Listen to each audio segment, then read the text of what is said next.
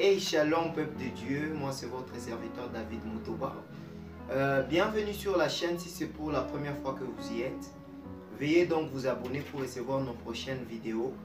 Aujourd'hui on parle des blessures intérieures ou des blessures émotionnelles. Alors pourquoi parler de ces thèmes?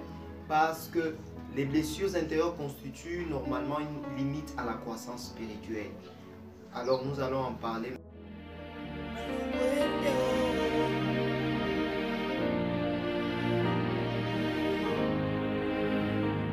Avant d'aller loin, c'est quoi encore la blessure intérieure? La blessure intérieure est une plaie, une fracture ou une déchirure produite au niveau de l'âme par un choc ou par un coup qui conditionne notre manière de réfléchir et de nous comporter vis-à-vis des autres. C'est ça même la blessure.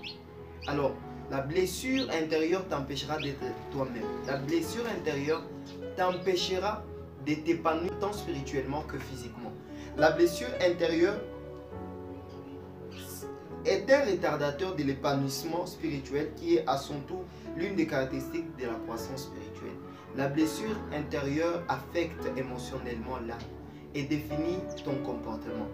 On a tous eu dans notre enfance des blessures intérieures qui nous ont marqués émotionnellement et qui ont défini notre comportement vis-à-vis des autres. Alors, comme par un hasard, nous rencontrons souvent des mêmes personnes et des mêmes circonstances ou des mêmes personnes qui nous font vivre les mêmes circonstances où nous ressentons les mêmes douleurs du passé. Nous ressentons les mêmes douleurs des blessures qu'on avait ressenties. Où nous revenons à ressentir les mêmes choses qu'on a. Et souvent on se pose la question, ou même les questions, pourquoi moi? Pourquoi cela n'arrive qu'à moi? Suis-je maudit ou maudite? Et bien aimé, j'aimerais te dire que tu n'es pas maudit ou maudite.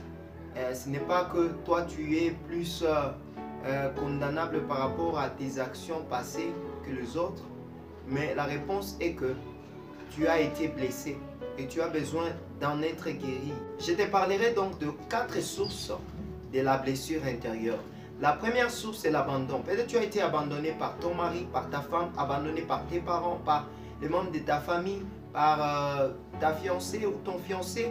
Ça, c'est la première source. Deuxième source, c'est le rejet. Peut-être tu as été rejeté par ta famille, par les membres de ta famille, par ta femme, par les amis. Troisième source dont je te parlerai aujourd'hui, c'est l'injustice. Peut-être que tu as subi, tu as été victime de l'injustice, d'un acte d'injustice. Le viol, ça veut dire le viol, ça peut être l'acceptation des personnes, le mensonge, une humiliation, ça c'est un acte d'injustice. Ou ça peut être quatrièmement, la source peut être la trahison. Peut-être tu as été trahi. Je vous ai parlé des 4 sources de la blessure intérieure. Je vais parler de l'abandon, du rejet, de l'injustice ainsi que de la trahison. Si tu as vécu ces choses, tu as été trahi par des membres très chers, des membres en qui tu t'es confié, des hommes qui étaient censés être loyaux envers toi et qui ont fait le contraire, tu as été blessé. Veuillez me laisser un commentaire. Si tu as des questions, je vais te répondre. Et veuillez liker, commenter ainsi que partager les liens. Dans la prochaine vidéo, je vous parlerai des 4 étapes pour être guéri de la blessure intérieure ou blessure émotionnelle.